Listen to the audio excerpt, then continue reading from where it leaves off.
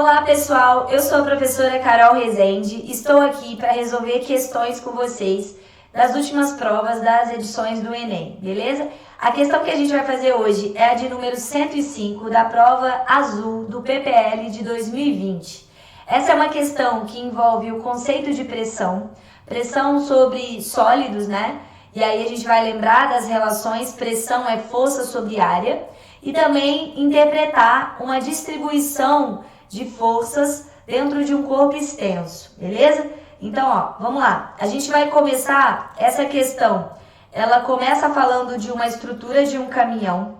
Esse caminhão, ele tem 5 toneladas de massa, carregada com uma carga de 3 toneladas, tem eixos articulados que permitem fazer o uso de 4 a 12 pneus aos pares simultaneamente. O número de pneus em contato com o solo é determinado a fim de que a pressão exercida por cada pneu contra o solo não supere o dobro da pressão atmosférica.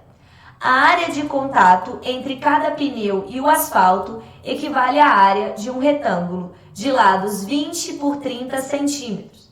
Considere a aceleração da gravidade local igual a 10 metros por segundo ao quadrado e que a pressão atmosférica é 10 a 5 pascal. O menor número de pneus em contato com o solo que o caminhão deverá usar é... Então, olha só, o primeiro passo que vocês devem aqui seguir é o seguinte. Quando a gente fala que eu vou ter uma distribuição de acordo com a quantidade de pneus, a gente vai distribuir, na verdade, a força-peso exercida pelo caminhão todo. E aí, quando a gente fala da força-peso, a gente vai lembrar que o peso de um objeto é massa vezes a aceleração gravitacional, beleza? Ele deu a quantidade em massa do caminhão mais a carga. Então, 5 mais 3 serão 8 toneladas, né?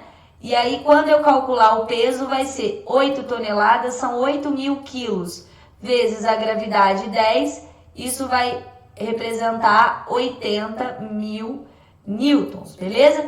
Então, esse é o primeiro passo. Eu descobri quanto de peso no total esse caminhão vai ter sobre o solo. E aí, com essa informação, a gente agora vai avaliar quanto que cada pneu consegue receber de força.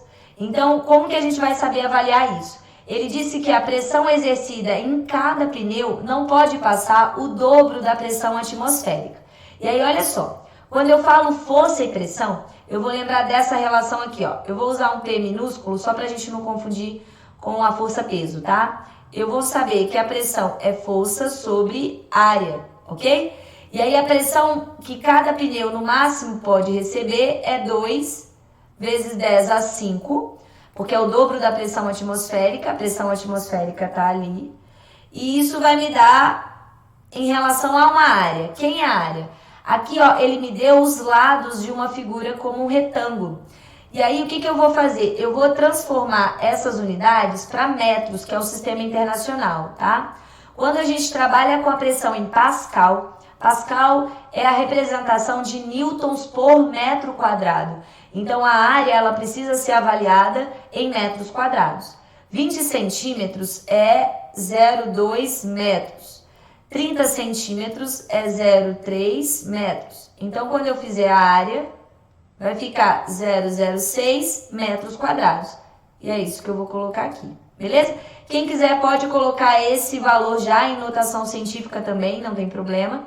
E aí eu vou deixar ali o valor da força que eu vou calcular. E aí lembrando que o que eu estou calculando é a força máxima que cada pneu consegue receber, tá? E aí quando eu fizer essa conta, ó, 2 vezes 10 a 5 vezes 0,02, vocês vão achar a força que cada pneu consegue receber, tá? 10 a 5, quando eu multiplicar 2 vezes 0,06, né? Vai ficar 0,12 vezes 10 a 5. Eu vou andar 5 casas decimais e aí eu vou achar uma força em newtons de 12.000 newtons. Isso aqui é o máximo que cada pneu consegue receber. E aí como é que você vai escolher a quantidade mínima de pneus em contato com o caminhão? A gente vai ter que distribuir aqueles 80.000 newtons, sabendo que o mínimo o máximo, na verdade, em cada um é 12. E aí, quando você fizer essa divisão, vocês vão encontrar um número fracionado. Vai dar aproximadamente 6,7. Esse aqui é o mínimo que vocês devem ter de pneus ali para conseguir distribuir conforme ele tinha falado, tá? E aí, quando eu fizer esse valor, eu não consigo fazer uma escolha fracionada de pneus. E aí, vocês vão ficar em dúvida entre letra B e C. Eu não vou marcar 4, porque eu já sei que 4 é muito menor do que eu preciso. Eu não vou marcar 10, porque 10 excede muito o mínimo que eu preciso. E 12, pelo mesmo motivo, também excede muito ao mínimo que eu preciso. Agora, por que eu não vou marcar 6? Apesar de ser o número mais próximo, 6 é menor do que o mínimo. Então, se eu escolher 6, eu vou acabar excedendo o que ele pediu de limite. Então, se eu for distribuir 80 mil em apenas 6 pneus, vocês vão ver que vai dar mais do que 12 mil newtons de força em cada pneu. E aí excede o que ele disse ali como critério de limite, beleza? Então eu não posso escolher menos do que o mínimo. Eu vou escolher o número que vai ser a sequência. E aí eu escolho 8, beleza? Então, essa questão dentro da dificuldade que a gente propôs ali, ela foi dada como um grau médio, tá? E aí, assim, a gente precisa interpretar que ele usou duas das equações importantes, que é o conceito de peso e a questão da pressão envolvendo a relação força sobre área, beleza? Então, galera, é isso. Espero que vocês tenham gostado. Não esqueçam de curtir o vídeo e acionar o sininho das notificações para vocês ficarem por dentro de todas as novidades e dicas do canal, tá bem?